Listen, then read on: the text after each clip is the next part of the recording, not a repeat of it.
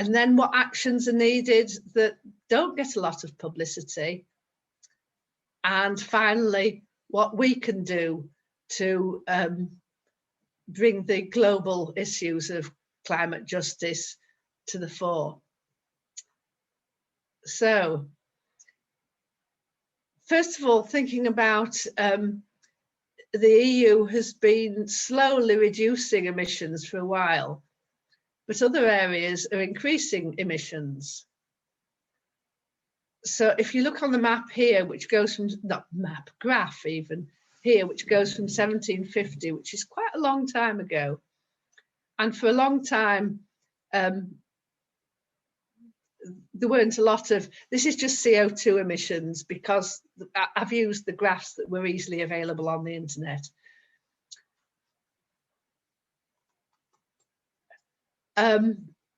So for a long time, not a lot happened. And then we get the beginning of the Industrial Revolution. And in Europe, which is in blue, either the EU country, I'm not sure whether this is what the date of this, so I'm not sure whether we're in the EU 27 or not, or the rest of Europe and the United States slowly start to increase their emissions with some wiggles in it. And then you'll see that the European amount of CO2 emitted is slowly gone down over the last, 30 years. The top line on the United States might have gone down, but that's because the bottom line's gone down. And much the same for the rest of North America, South America. You'll see Africa's in the dark blue, and then the bright yellow is India. And while European emissions are going down slowly, Indian emissions are going up. China's, which were hardly there until when, about the 1970s, are really getting high. And the same for the rest of Asia as industry that had been happening in Europe earlier in the 20th century has generally been shipped out to China and Asia. And you'll see that international transport's also causing some CO2 emissions, which Jack talked about last time. So in lowering our emissions in Europe and in Britain isn't going to achieve much if we do it by shipping our industry and associated dirt out to the rest of the world. So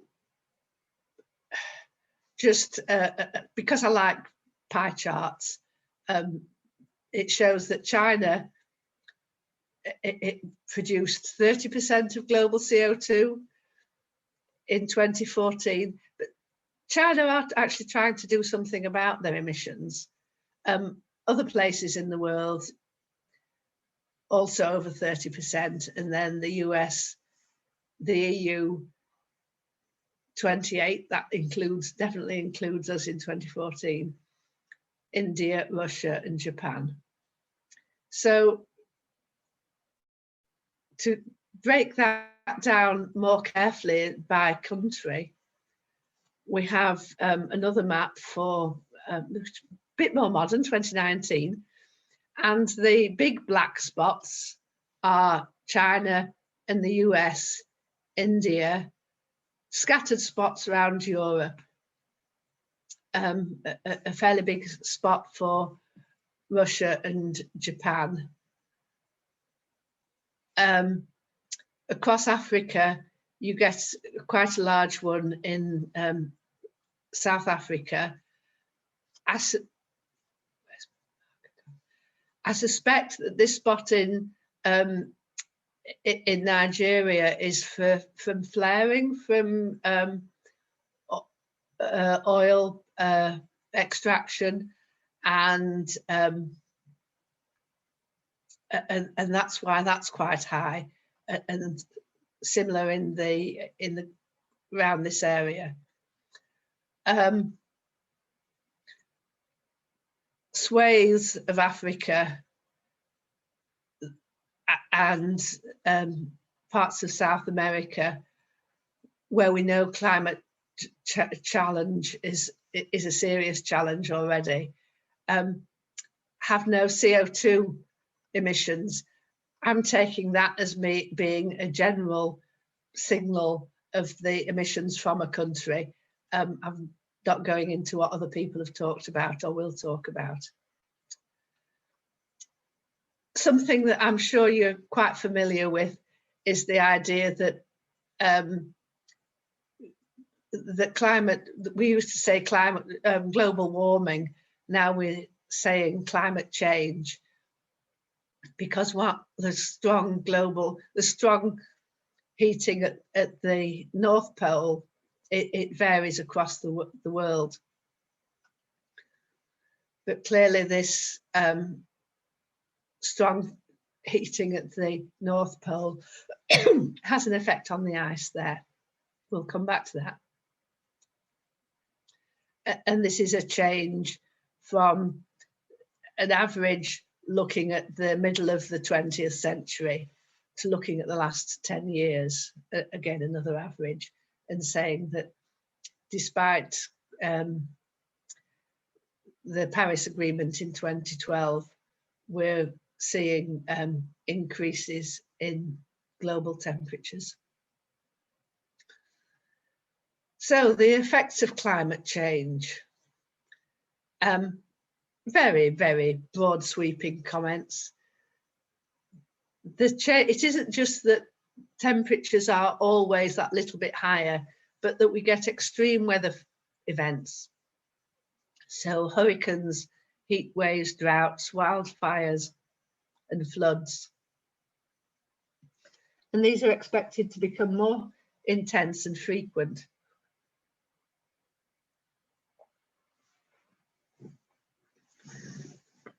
The weather is unpredictable. We take that for granted in Scotland, don't we? But some areas have had more predictable weather, and sea levels rise. For example, well, yes, as Greenland and Antarctica's ice sheets melt, some places are in jeopardy. This picture just struck me as being quite amazing. Fancy having a house on an island that doesn't seem to have anything but a couple of palm trees, plenty of fish in the sea. But if sea levels rise there, you can see that the effect will be catastrophic. We feel quite safe in the borders, but around 190 million people currently live in areas that they won't be able to live in by 2100, however one says that, because high tide levels will have just made them impossible to live in. That might be a long way off, but it's already happening or beginning to happen. And the more it happens, the more populations will be displaced. If you can't live where you live at the moment because it's under the sea too often, then you move. And some low-lying nations, such as Tuvalu and the Maldives, are incredibly vulnerable to this change, and they could soon, the whole nation, be lost to the sea. Not only are sea levels rising, but hundreds of people rely on seafood as their main source of protein. I'm sure you've all watched David Attenborough, and seeing how the sea is changing.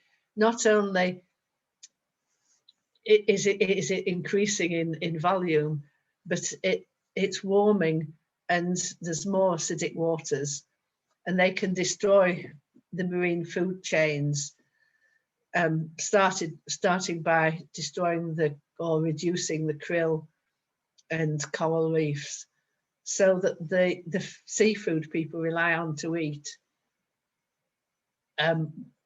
will just not be there.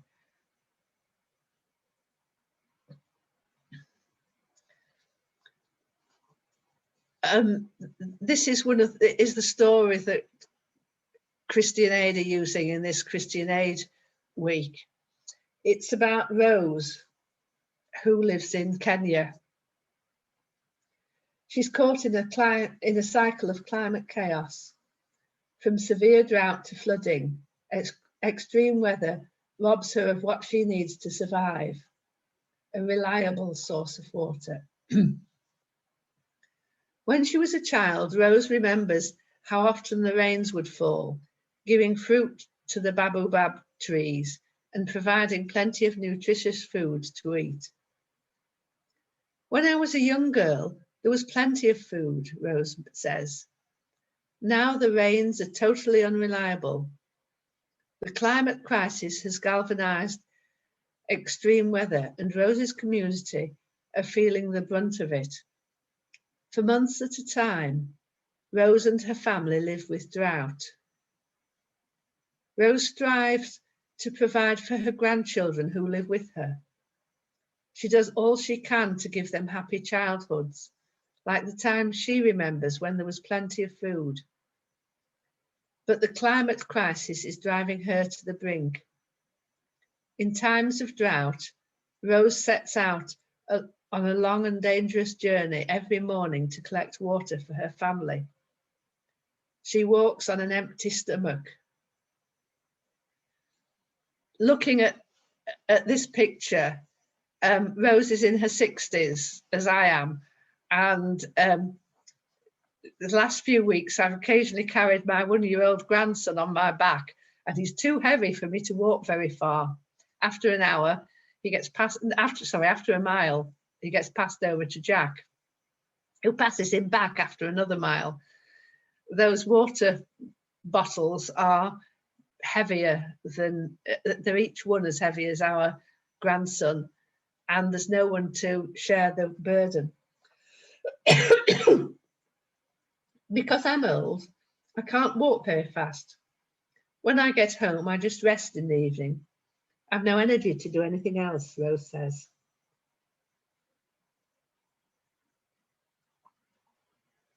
Even when the rains do come, relief for Rose is short-lived. There's a nearby dam just minutes away from Rose's home. It should be a lifeline, but it's not wide enough or deep enough for everyone's needs. It runs out of water too quickly. Imagine how dispirited Rose must feel watching the rain fall for days, only to find the dam empty just a short while later. What's more, the rains are much heavier than they should be, putting Rose's community at risk of flooding. Rose is over 60 years old and simply won't have the strength to fetch water from further afield for much longer.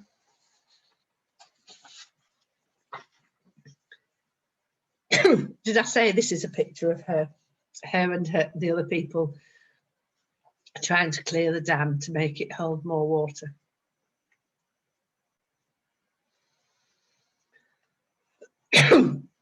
One of the pubs in on the riverfront in York has tiled walls and floor and metal furniture. So if they don't get the furniture upstairs, it doesn't matter when a flood comes in, because once the flood recedes, they can hose the place down, disinfect it, and be open in a couple of days.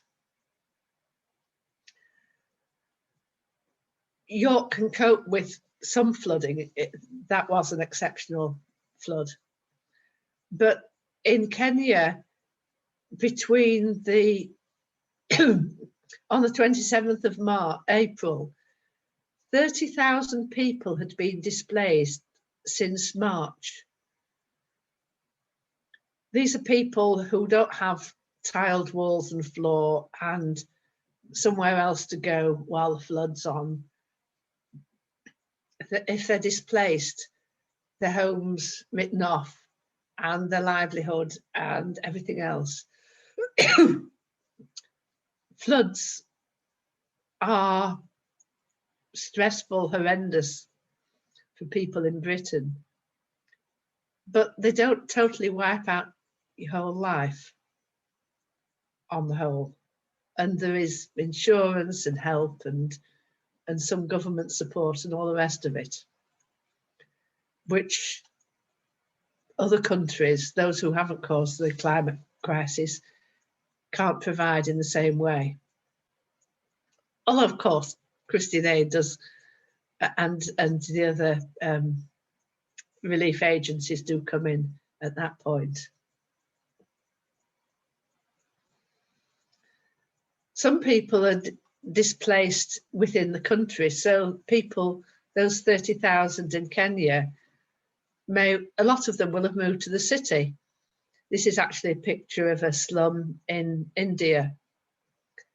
And it's very difficult to move people out of the centre of a city because that's where they can find work and a way of living.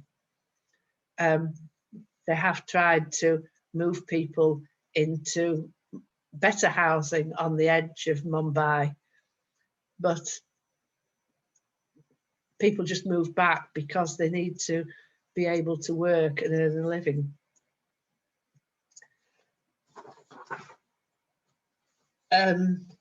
We heard on the news the other day that 2,000 migrants had arrived in one day at Lampedusa, the Italian island, which is the easiest place to get to in Italy from Tunisia and Libya. There were 11,000 people arrived in 1 week. As you can see from the picture, young men and young women, but also they're often children. And climate crisis is part of the reason that migration is the only option that seems available for people to live in slums like that, or to live in, or to risk a sea journey in an overcrowded, unseaworthy boat. They're desperate, and part of the reason, or an underlying reason to why life has become untenable where they are, is the climate crisis. So what actions can we encourage, or what actions can the G7 and COP26 encourage? Because actions have to be taken by all sorts of parts of society across the world.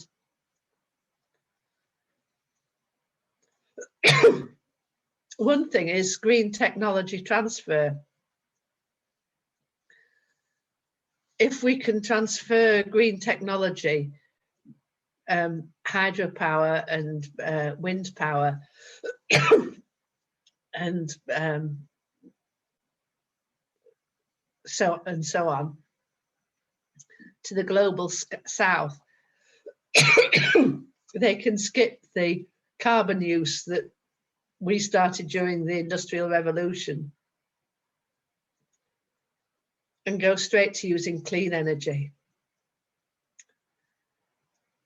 Our technological progress should be shared because we will all benefit from reduced emissions, and because people matter, whoever they are and wherever they live.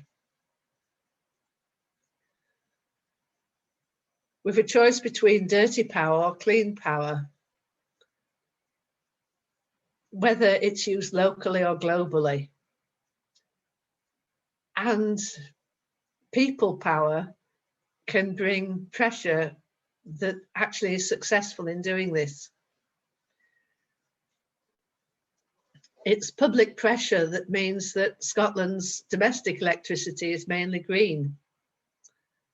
Although I have to say I find this rather a strange idea, because I think it comes through the same national grid as the industry, the electricity which industry uses, which apparently isn't green. So that's an interesting idea. GB has funded fossil fuel extraction in Africa and Asia, even after they said that we weren't doing it in Britain. I'm not sure what the current state is in near Carlisle, south of Carlisle. It's still on hold, the man says. But we can't fund fossil fuel extraction across other parts of the world. Fortunately, public campaigns have stopped the British government from financing large-scale mining and dirty power plant construction in faraway places. And some of you might remember Prudence Pig and campaigning at British banks about this issue of financing dirty power away from in other parts. And because of that and the following campaign that Christian Aid led, our banks seem to have stopped doing that now. They are being watched. Do you remember Drop the Debt? Did you go to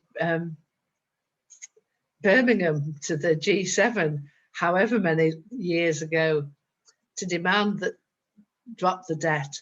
I think there was an Edinburgh march as well at some stage on that. COVID shows that the poor suffer most in a crisis. We've seen that across Britain. And poorest countries still pay more interest than the UK does on national debts. And so again, it's time to have another Drop the Debt campaign, saying that cancelling debt would allow the poorest countries to help their people suffering from the climate and other crises. And as usual, the debt has been, if it didn't have a high interest rate on it, would have been paid back in many cases. So what can we do? Christian Aid's organised a petition to the Prime Minister. Would you like to read it, Jack? The UK government strives to build back better from the pandemic and also prepares to host the G7 and the COP26 climate talks in November. We call on you to lead the world with ambitious climate action that will also address inequality. The UK must increase financial support to the world's poorest countries and push for their debts to be cancelled so they can better confront the climate crisis and other urgent priorities. Invest in a green recovery that leaves no one behind, either in the UK or in the world's poorest countries. And stop the expansion of fossil fuel energy and step up support to clean energy. You can do this online. I'll put the link in the chat at the end. Or you can do it at One Tower Street pop-up shop in Selkirk tomorrow morning. But please do sign the petition. So what can we do? Send Boris a postcard. Thanks to Anne and David, we have a supply of postcards at One Tower Street for tomorrow morning. And the suggested text to write on the postcard is something like this. I've printed it out so that you can stick it on, because it takes some writing small enough to fit it all on a postcard. Jack will read it to us again. Dear Prime Minister, I can't be in Cornwall for the G7, but I call on you to make this summit a success for climate justice. Please increase climate finance to the most vulnerable communities around the world. Cancel unfair debts so that countries can tackle the climate crisis and other urgent priorities.